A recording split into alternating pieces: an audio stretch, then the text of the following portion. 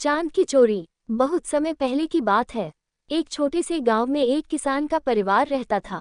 उस परिवार में किसान, उसकी पत्नी और 3 बच्चे थे।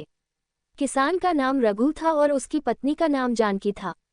रघु अपने खेत में मेहनत से काम करता था और अपनी छोटी सी जमीन पर खेती करके परिवार का पेट पालता था। उसके तीनों बच्चे भी बहुत मेहनती और चतुर थे। सबसे बड़ा बेटा बलराम, मंझली बेटी सुमन और सबसे छोटा बेटा चंदू था। चंदू को हर रात चांद को देखना बहुत पसंद था। वो जब भी चांद को आसमान में चमकते हुए देखता तो उसे लगता कि चांद उसे अपनी ओर खींच रहा है।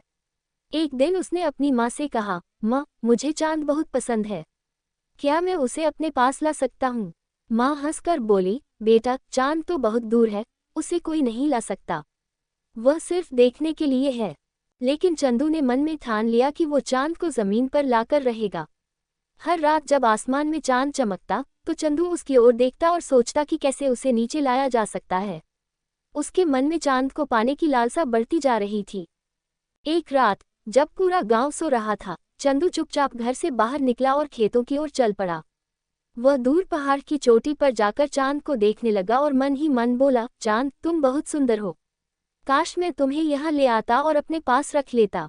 अचानक चंदू को एक बूढ़े बाबा दिखाई दिए जो एक झरने के पास बैठे थे। चंदू ने पास जाकर बाबा से पूछा, बाबा, क्या आप मुझे चांद ला सकते हैं? बाबा मुस्कुराए और बोले, बेटा, चांद को चुराना आसान नहीं है, उसके लिए तुम्हें हिम्मत और चतुराई दिखानी होगी।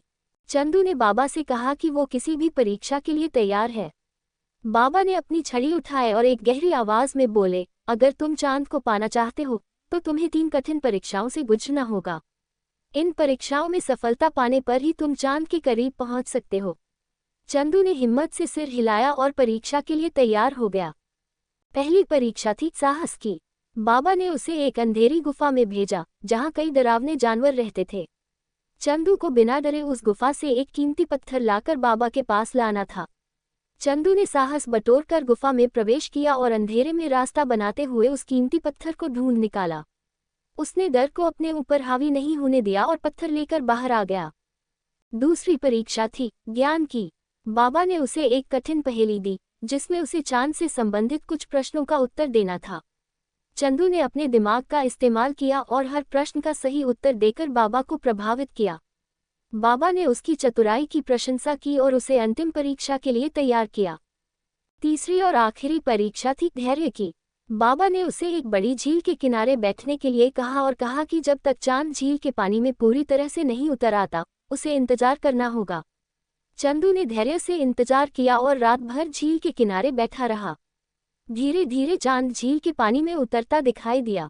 बाबा ने चंदू की तपस्या को देखकर कहा, तुमने साहस, ज्ञान और धैर्य की परीक्षा पास कर ली है, अब मैं तुम्हें चांद को छूने का मौका दूंगा। बाबा ने एक जादुई छड़ी उठाई और चंदू के सामने लहराई। अचानक चंदू को लगा कि वह आसमान की ओर उड़ रहा है और धीरे धीरे चांद के करीब पहुंच गया।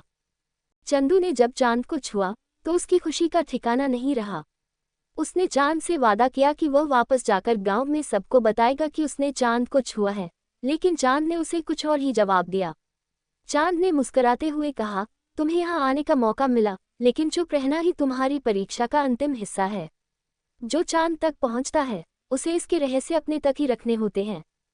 चंदू वापस गांव में आया और उसने किसी को भी अपने चांद से मिलने की बात नहीं बताई। वह मन ही मन खुश था कि उसने चांद की चोरी की, लेकिन चांद ने उसके दिल में एक नया एहसास भर दिया, सच्चा आनंद खुद तक सीमित रखने में होता है, दुनिया से छुपाकर रखने में नहीं।